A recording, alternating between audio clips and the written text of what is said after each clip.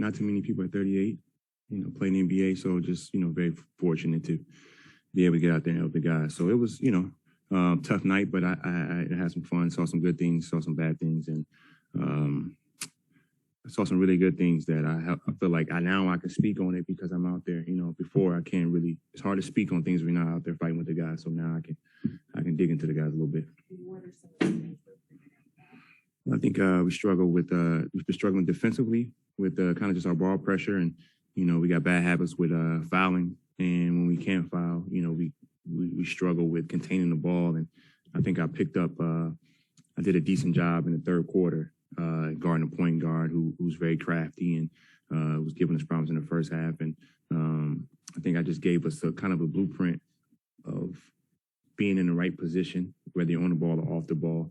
And that's the reason why we've been giving up a shit ton of points the last couple of weeks. The other day, Steve said that he feels the season's kind of been unprecedented for you guys. The fact that so many injuries to so many great players. You guys haven't played as a soldier. He said he's been leaning a lot on veteran players such as yourself to guide these younger guys. How do you guide younger players through such a weird? Well, I think you just try to give them the right perspective. I mean, end of the day, it could always be worse. I've seen some pretty bad locker rooms. I mean, playing against it and seeing some weird seasons. I've been through a lockout season where we had, it was like 6 games in 7 days, like a back-to-back, like 3 in a row. So I've seen just about everything you can see, and I think it's just about reinforcing the fundamentals. And I think the NBA as a whole has gotten away from the fundamentals. It's more of a pickup game, and I don't want to be one of those old guys that kind of nitpick at the game, but it's just the reality of it. And the great players are very fundamentally sound. You just go down the line.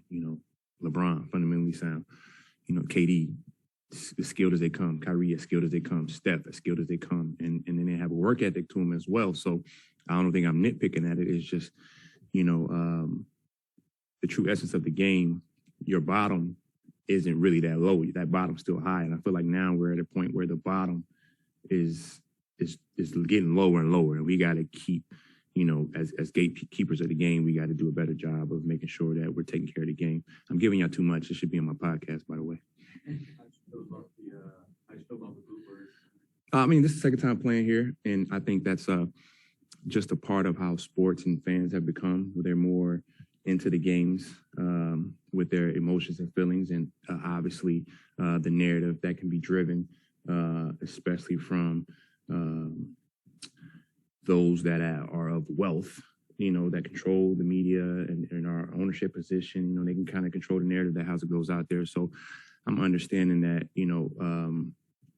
a true story isn't always going to get out there. So you deal with it, you move forward. But, that's why you start seeing athletes, start speaking out a little bit more, having their own platforms. I had a journalist say, I think it was Chris Broussard said, why are athletes taking our jobs as journalists? And I was like, I feel like we have a platform, and it's always been that that relationship where it's just, shut up and play.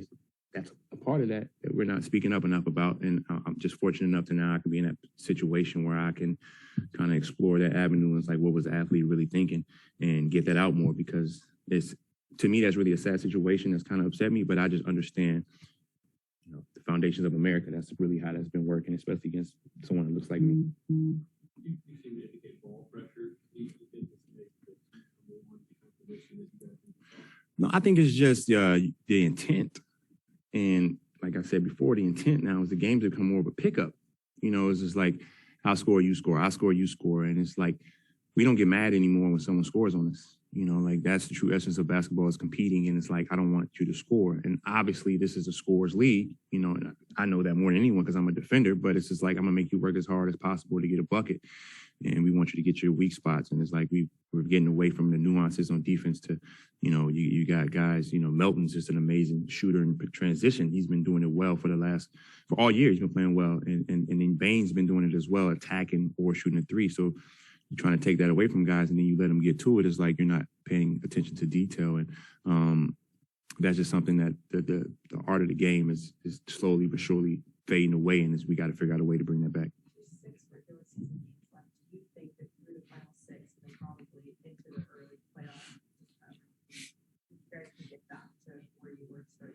Well, I mean, that's the plan. You know, I'm normally a pessimist. So, and then the words can be misconstrued. Is that the right word?